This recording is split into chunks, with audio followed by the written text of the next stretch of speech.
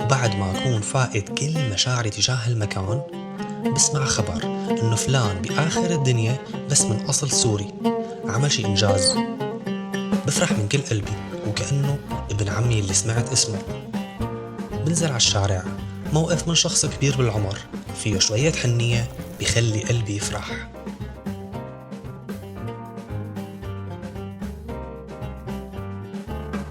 تتعطل فيني السيارة، بلاقي عالم لا بعرفها ولا بتعرفني ركضت لتساعدني.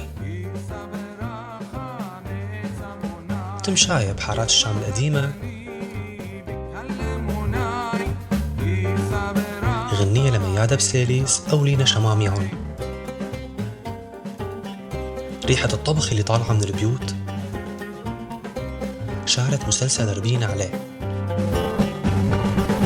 صوت طاولة الزهر مع شي غنية رايقة لأم كلثوم.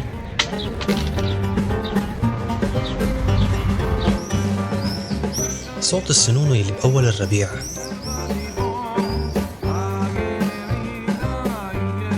هي التفاصيل كلها ولو كانت صغيرة بس بتخلي مشاعرنا تتحرك من أول وجديد.